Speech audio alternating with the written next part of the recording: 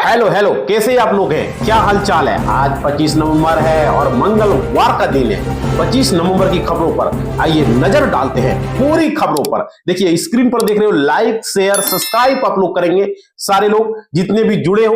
भाई बेहद ही महत्वपूर्ण दिन है, पूरी खबरों पर नजर डालते हैं। चलिए एक एक करके पूरी खबरों पर।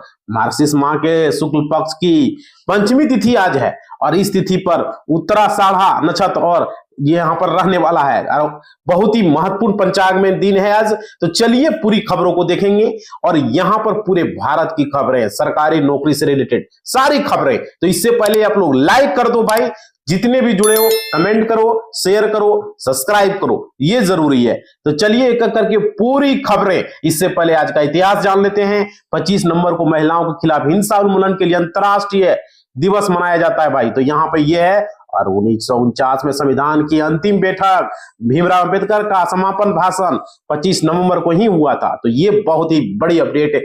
चलिए पूरी खबरों को देखते हैं, सारी खबरें।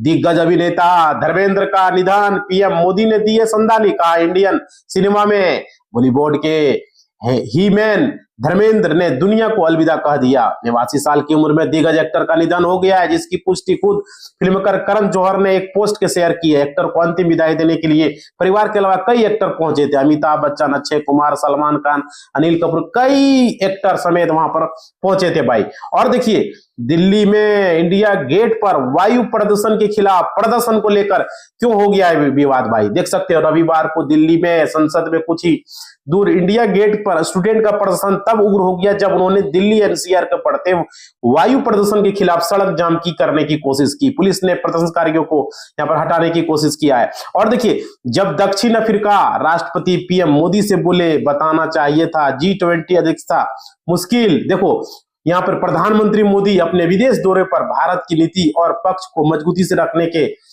रिश्तों में गर्मजोशी और अपनी केमिस्ट्री को लेकर चर्चा में रहे। ऐसे कुछ जब जो है पीएम मोदी ने दक्षिण अफ्रीका के जोहान्सबर्ग में G20 सम्मेलन में राष्ट्रपति रामपोसो समेत कई हस्तियों से उन्होंने मुलाकात किया है भाई। तो पूरी खबरें को आप देख रहे हो, पूरी खबरें भाई। सारे लोग लाइक करो, अब तक नहीं किए हो लाइक जरूरी होता है, कमेंट करो। देखिए सतर्क रहे निवेशक, यूएस फेड के फैसले को बेसब्री से इंतजार।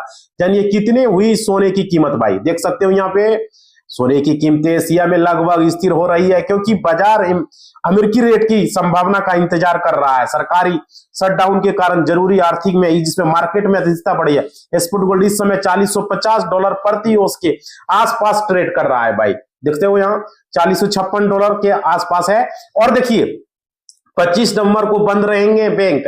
दिल्ली यूपी में ब्रांच खुलेगी। दिल्ली और यूपी में कल 25 नवंबर को गुरु तेग बहादुर के बलिदान के कारण स्कूलों, कॉलेज, सरकारी दफ्तर छुट्टी, यही कारण है। ज्यादातर लोग इस बात को लेकर के कंफ्यूजन, कल मंगलवार को बैंक बंद होंगे भाई। तो यही कंफ्यूजन है लोगों को भाई। तो देखो यहाँ पे अलग अलग राज्यों में अलग अलग होता है, समझ रहे हो। देखिए साइबर फ्रॉड, हर्षित का चीनी हैकर से कनेक्शन उजागर।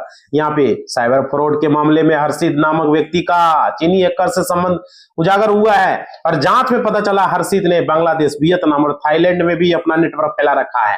जांच एजेंसियों ने इस जांच कर रही है और नेटवर्क की गहराई तक पहुंचने का प्रयास किया जा रहा है भाई। और देखो 1995 में भारत आया इंटरनेट, लेकिन उससे पहले कैसे चला रहा था इसरो। जानिए देश की डिजिटल क्रांति में भारत में इंटरनेट आम लोगों तक 1995 में पहुंचा, लेकिन उससे बहुत पहले देश स्पेस रिसर्च, वैज्ञानिक, संचार और सैटेलाइट नेटवर्क तेजी से आगे बढ़ चुका था। बिना इंटरनेट और आधुनिक तकनीकी के इसरो ने कैसे रॉकेट बनाए और देश को जोड़ने का जो है काम किया भाई। देखो APK फाइल वाले व्हाट्सएप मैसेज से हैक हो रहे फोन, फिर खाते से पैसे सब शिकार होते हैं ये भाई। तो आप लोग बचे सबसे। साइबर सुरक्षा विशेषज्ञों ने साइबर ठगी पर आदि तुरंत आप 1930 पर कॉल कर सकते हो। खाता ब्लॉक करने के साथ साथ रकम को ट्रांसफर करने से भी रोका जा सकता है। ऐसे में साइबर फ्रॉड करने वाली चाल जो है नाकाम भी यहाँ पर हो सकती है। तो इस चीजें को आप लोग सतर्क रहे। और देखो गृह मंत्रालय देकर भी क्या नीतीश ने रिमोट कंट्रोल अपने हाथ में रखा, क्यों सम्राट को मिला पावर, आधा अधूरा माना जा रहा है। देखिए बिहार में एनडीए सरकार गठन के बाद मंत्रिमंडल का स्वरूप सामने आया। सीएम नीतीश कुमार ने भले ही गृह मंत्रालय जिमा बीजेपी नेता डिप्टी सीएम सम्राट चौधरी को सौंप दिया, लेकिन उनका रिमोट कंट्रोल अपने हाथों में उन्होंने रखा है भाई। तो यहाँ पर ये देख सकते हो। और देखिए चलिए पूरी खबरों को देखेंगे भाई, आप लोग कमेंट करेंगे खबरें कैसे लग रहे हैं। चलिए जॉब से रिलेटेड सारे लोग को यहाँ पर बताते हैं। देखिए CHO डीवी के लिए चयनित उम्मीदवार की लिस्ट जारी हो चुके हैं। 7,423 अभ्यर्थियों का होगा। राजस्थान कर्मचारी चयन बोर्ड ने CHO डीवी के लिए चयनित उम्मीदवारों की लिस्ट जारी की है। बोर्ड ने कुल 7,423 उम्मीदवारों को अगले चरण के लिए चयनित किया। उम्मीदवार अपना नाम और डीवी स्थित आधिकारिक वेबसाइट पर चेक कर सकते हैं। देखिए दिल्ली की हवा बेहद खराब है, आज कोहरा बढ़ाएगा मुसीबत। तापमान पर IMD का यहाँ पर क्या है अनुमान। देखिए हवा की रफ्तार घटने से दिल्ली में रविवार को हवा में जो है जहर बढ़ गया। औसत वायु गुणवत्ता सूचकांक 391 रहा, जबकि वरिजपुर विवेक बिहार में यह 450 रहा। मौसम विभाग के अनुसार सोमवार के कोहरे के आसार हैं, जिससे यहाँ पे। और देखिए SC ST कोटा वाली नौकरियों का बड़ा हिस्सा क्रिमिनल लेयर वाला पा जाते हैं। इसी वर्ग के गरीब रह जा रहे हैं। देखिए CGI गवई ने कहा केंद्र और राज्यों को SC ST समुदाय को उप वर्गित करने का समय आ गया है, ताकि इन समुदाय में वे लोग सामाजिक, आर्थिक और शैक्षिक रूप से पिछड़े बने हुए सरकारी नौकरी में कोटे का लाभ उठा सके भाई। और देखो रेलवे में 15 साल के लिए नौकरी के नाम पर ठगी, पुलिस जांच में हुआ है। चौंकाने वाला खुलासा भाई। यहाँ देखिए बहुत बड़ी अपडेट आ रही है। रेलवे 15 साल की नौकरी जॉब के नाम पर ठगी का मामला, पुलिस जांच में पता चला बेरोजगार युवकों को रेलवे में नौकरी दिलाने का झूठा वादा किया गया और उनसे पैसे लिए गए। पुलिस ने कई लोगों को गिरफ्तार किया है और इस मामले की छानबीन की जा रही है भाई, जांच की जा रही है। और देखिए बिहार सेकेंड इंटर लेवल भर्ती के लिए तुरंत कर ले रजिस्ट्रेशन। कल रजिस्ट्रेशन की लास्ट डेट भाई, तो आप लोग जल्द से जल्द, आज ही लास्ट है, तो बिहार द्वितीय स्तरीय इंटर लेवल की भर्ती के लिए रजिस्ट्रेशन एवं फीस जमा करने की अंतिम तिथि। ऐसे में जो उम्मीदवार 12वीं कक्षा उत्तीर्ण है, सरकारी नौकरी की तलाश में, तुरंत फॉर्म भर गए। इस भर्ती में किसी भी राज्य के अभ्यर्थी आवेदन कर सकते हैं, तो आपके लिए यहाँ पर बेहतर है। और देखिए AIIMS में मिलेगी बिना एग्जाम के जॉब, भरे जाएंगे 170 पद यहाँ पे, तो देख सकते हो 170 के लगभग है। एम्स कल्याणी में सीनियर रेजिडेंट्स के 172 पदों की शानदार मौका दिया जा रहा है। इसके लिए ऑनलाइन आवेदन शुरू हो चुके हैं। मौका खासतौर पर उम्मीदवारों के लिए जो मेडिकल फील्ड में बेहतर करियर बनाना चाहते हैं, एम्स जैसी बड़ी संस्था में काम। चलिए आगे खबरों को देखेंगे। आप लोग लाइक अब तक नहीं किए हो भाई, तो लाइक जरूर करें, शेयर जरूर करें, सब्सक्राइब नहीं किए करें, घंटी को भी बजा दें, समझ रहे हो। चलिए पूरी खबरों को देखेंगे। यहाँ पर जितने भी खबरें हैं, महत्वपूर्ण खबरें आप लोगों के लिए लेकर आते हैं। देखिए छत्तीसगढ़ में रजिस्ट्री की गई नई गाइडलाइंस जारी होने से बढ़ी जमीन की कीमतें। अब पूरा भुगतान बैंकिंग माध्यम से करना होगा।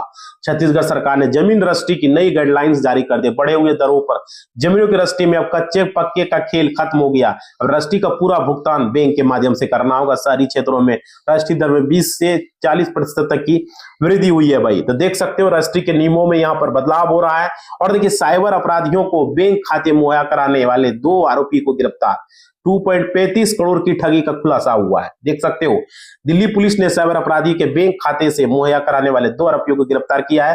फर्जी दस्तावेज के आधार पर खाते खुलवाए थे, जिनका इस्तेमाल 2.35 करोड़ रुपए की ठगी के लिए काम किया। पुलिस मामले की जांच कर रही है। गिरोह अन्य सदस्यों की तलाश यहाँ पर जारी है भाई, तो देख सकते हो। देखो दिल्ली एयरपोर्ट पर टेक ऑफ रनवे पर क्यों उतरी काबुल दिल्ली फ्लाइट, हो रही है गहन जांच। और कहां चूक हुई, देखो दिल्ली IGI एयरपोर्ट पर एरियाना अफगान की फ्लाइट FG 311 का टेक ऑफ करने वाले रनवे 29L पर उतरना सुरक्षा नियमों पर गंभीर सवाल खड़े कर। लैंडिंग सुरक्षित रही, लेकिन पायलट की गलती थी। ATS का निर्देश, इस पर जांच शुरू की गई एयरपोर्ट के लेकर के। और देखिए यूक्रेन बिल्कुल एहसासमंद नहीं है। जिनेवा में जेलेंस्की पर फिर क्यों भड़के हैं ट्रंप भाई, देख सकते हो। रूस यूक्रेन युद्ध को लेकर के, अमेरिकी शांति प्रस्ताव को लेकर यूक्रेन की उदासीनता बरकरार है। अमेरिकी राष्ट्रपति डोनाल्ड ट्रंप ने कहा कि अमेरिका द्वारा हथियार देने और यूरोपीय देशों द्वारा तेल खरीदने के बावजूद यूक्रेन एहसासमंद नहीं है। जिनेवा में अमेरिकी, यूक्रेनी और यूरोपीय अधिकारियों की वार्ता चल रही है। यूक्रेन को 27 नवंबर तक यहाँ पर टाइम है। और देखिए यहाँ पर अगला अपडेट है। पाकिस्तान में पैरामिलिट्री फोर्सेस के हेडक्वार्टर पर बंदूकधारियों ने किया है हमला। 3 लोगों की मौत हो चुकी है। सीनियर अधिकारी ने कहा सेना और पुलिस की टीमों पर पूरे इलाके को घेर लिया गया। फिलहाल स्थिति सावधानी से संभाला जा रहा है, क्योंकि हमें संदेह है कि मुख्यालय के अंदर अभी भी कुछ आतंकी जो है मौजूद हैं, उनकी तलाशी की जा रही है। तो यहाँ पर अपडेट निकल कर आ रही है भाई, समझ रहे हो। तो सारे लोग जो है देख सकते हो। और देखो सुंदर को नंबर 8 पर क्यों भेजा? रवि शास्त्री ने गौतम गंभीर को सुनाई खरी खरी। यहाँ पर वाशिंगटन सुंदर साउथ अफ्रीका के खिलाफ कोलकाता टेस्ट मैच में तीसरे नंबर पर बैटिंग करने उतरे थे। अब गुवाहाटी में टेस्ट मैच में उनकी बैटिंग पोजीशन बदल दी गई। रवि शास्त्री ने अब जो है खराब राजनीति फैसले के लिए गौतम गंभीर को आड़े हाथ यहाँ पर लिया है भाई। तो यहाँ देख सकते हो किस तरीके से स्पोर्ट्स न्यूज में। और देखिए, भारत के 53वें सीजीआई बने जस्टिस सूर्यकांत, जाने हरियाणा के गांव से सुप्रीम कोर्ट तक का उनका सफर भाई। धूप की तलीस में पसीने से तबतर एक दुबला पतला किशोर अपने भाइयों के साथ मेहनत करने में मशगूल था। अचानक उसने थ्रेसर मशीन बंद कर दी, आसान की और देखा बुलंद दरवाजा कहाँ है, मैं अपनी जिंदगी को बदल दूंगा। हरियाणा के छोटे गांव पेटवाड़ से निकलकर जस्टिस सूर्यकांत भारत के 53वें प्रधान न्यायाधीश बन चुके हैं भाई। तो देख सकते हो। चलिए आगे खबरों देखते हैं। जूता फेंकने वाले वकील को माफ क्यों कर दिया? रिटायर होने से ठीक पहले सीजीआई गवई ने बताई। जब पूछा गया आखिर सीजीआई गवई ने उस वकील को क्यों माफ कर दिया जिसने उन पर जूता फेंका था, इस पर सीजीआई ने जवाब दिया यह फैसला उसी समय ले लिया गया था भाई। तो देख सकते हो कितनी बड़ी बात यहाँ पे अपडेट में। और देखिए भाई, लाइक करो थोड़ा सा, ये सब मोटिवेशनल मिलता है जब आप लोग लाइक करोगे। देखो, रुपये फॉल, रुपया जमीन पर कैसे उठेगा, कौन उठाएगा, जानिए गिरावट का बड़े। इंडियन करेंसी रुपया में लगातार बड़ी गिरावट देखने को मिल रही है और इसके अमेरिकी डॉलर के मुकाबले 90 तक जो है टूटने की आशंका जताई जा रही है भाई। तो 90 रुपया तक पहुंच सकता है $1 का कीमत, समझ सकते हो। अभी 89 के पार कर चुके हैं। तो इस तरीके से रुपए टूट रहे हैं। और देखिए, कर्नाटक बैंक के शेयरों में अब 7% का तगड़ा उछाल है।